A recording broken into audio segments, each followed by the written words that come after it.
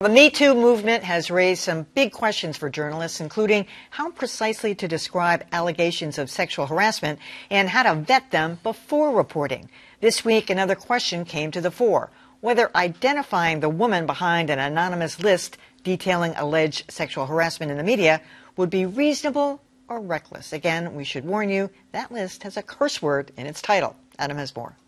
We're teaching women that, they need to be worried when they go out on a date, that all men are potential rapists.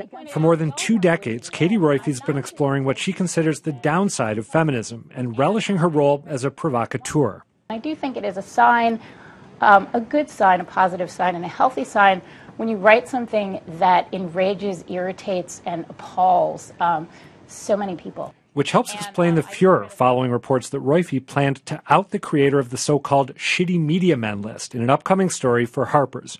That list surfaced last fall and accused dozens of men of sexual misconduct, including former New Republic publisher Hamilton Fish, former New Republic editor Leon Wieseltier, and ex-New Yorker writer Ryan Lizza. There's no ambiguity about what's going on there. Right. On Twitter, Roiphe's critics cried foul, warning that naming the list's creator could put her at risk.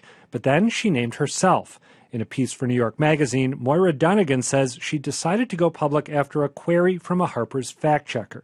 For her part, Roiphe insists it's all a big misunderstanding and says she wouldn't have published Donegan's name without her consent. I don't know. I'm kind of on the fence about this. I mean, if she was doing some reporting and she found the woman's name, I think I have to say I would have used it. Let me back that up, because the woman, Moira Donegan, had that spreadsheet. It's like an Excel spreadsheet of every guy, what they're accused of doing, who they work for, and it was very brief, each one, but it was bulletin points. I said, they have no voice. It's like, wow, you're going to say all these things about all these guys, and then the ones who did really bad things, their names were, in red. So it's like, she has made herself a public figure. She's printed this document. She's got this, spreadsheet out there. I think her name is fair game. I don't know if I'd agree that she's made herself a public figure. We didn't know who she was until her, she revealed her identity. The list that we're talking about, I think it was a Google document, if memory serves.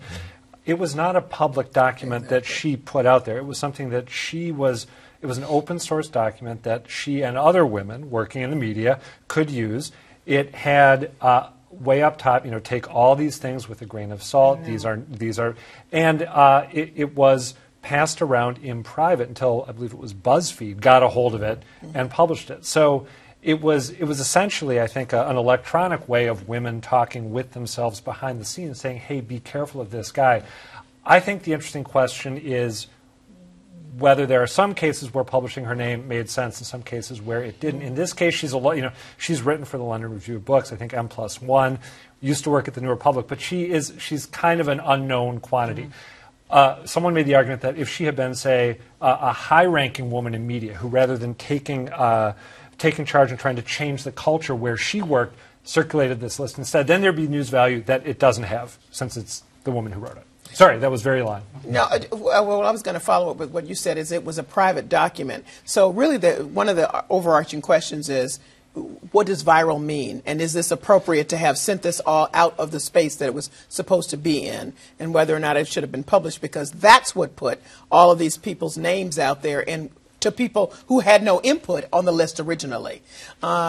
So that makes me uncomfortable, because now you have this thing floating out there. It wasn't for the original group.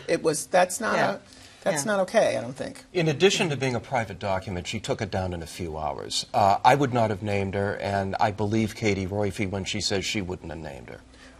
I'll take the view of, the fact that she outed herself was very smart. Right? You can control the narrative. I was reminded of David Letterman when there were some accusations about his personal life, and he went out there, and you can kind of control it. It changes the direction of the story and the focus of it, and I thought that was a smart move. Ask her in a week. Well, true. Oh, she'll be fine.